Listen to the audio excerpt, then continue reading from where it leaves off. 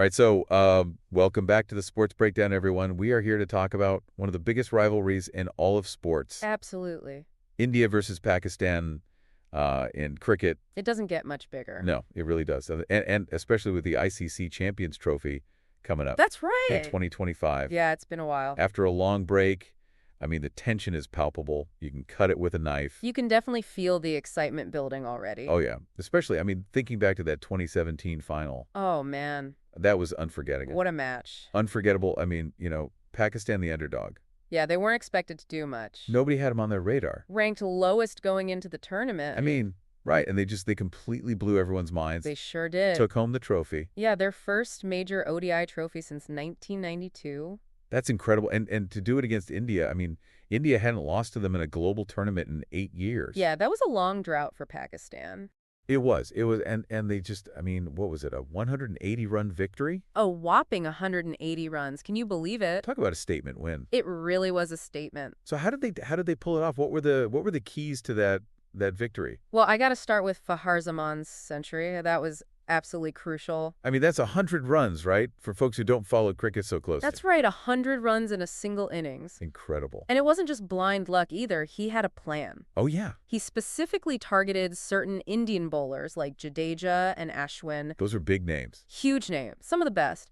But Zaman figured out their weaknesses on that pitch and exploited them. So it's like he'd done his homework, really studied them. Exactly. Very strategic batting. And then on the other side, Pakistan's bowling, I mean, Mohammad Amir. Oh, he was on fire that day. I mean, it was like he couldn't miss. He was in the zone, completely unplayable. Yeah, but even with all that, even with Zaman's incredible performance, I mean, he almost got run out early on, right? Oh, yeah. That was a close one. And there was that overstep, too. You talking about the one where the bowler's foot went over the line? Yeah, that makes it an illegal delivery for those who aren't cricket experts. Gives the batsman another chance. Right. But after those close calls, Zaman just went off. Like a rocket, the man was unstoppable. It was incredible to watch, just boundary after boundary. And his confidence just grew and grew with every shot. So while Pakistan was firing on all cylinders, India's batting lineup, which is usually a powerhouse, Oh, yeah, some of the best in the world. really struggled that day. They had a really off day, just couldn't find their groove. Yeah, early wickets falling, Kohli getting dismissed early after that dropped catch. Ah, that drop catch. That was tough to watch. Could have been a game changer if they'd held on to it. It really felt like a turning point. You could just feel the momentum swing. Absolutely. I mean, Kohli getting out on 5 runs after being dropped. I mean, how often does that happen? It's pretty rare to see him struggle like that. It is, but even with all that going wrong for India, there was still that glimmer of hope. You're talking about Hardik Pandya, right? Hardik Pandya, I mean, 76 runs off of 43 balls, including 6 sixes. The man was a one-man army out there.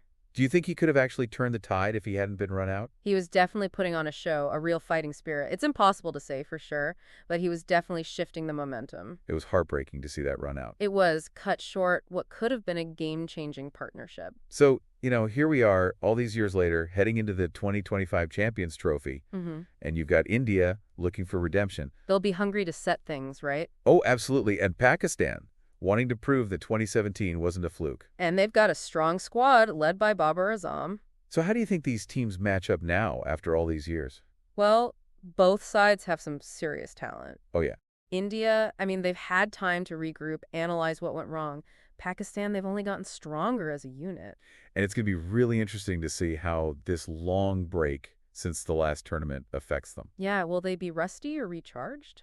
We'll have to wait and see. I'm excited to see how it all unfolds. It's going to be epic, that's for sure. It is. Now, for our listeners who are really into cricket, what should they be looking out for in this match? Any particular matchups or tactical decisions that could decide things? Oh, there are a few things to watch. Okay. First, you've got the battle of the captains Kohli versus Azam. Clash of the Titans. Right. Both are world-class batsmen and leaders. It'll be fascinating to see them go head-to-head. Definitely. Also, pay close attention to how each team approaches the spin bowling. That's always a big factor in cricket. Huge. It could very well be the deciding factor. So bottom line, we're all in for a treat, right? Absolutely. A match for the history books. It's going to be edge-of-your-seat stuff, folks. Who will write the next chapter in this rivalry?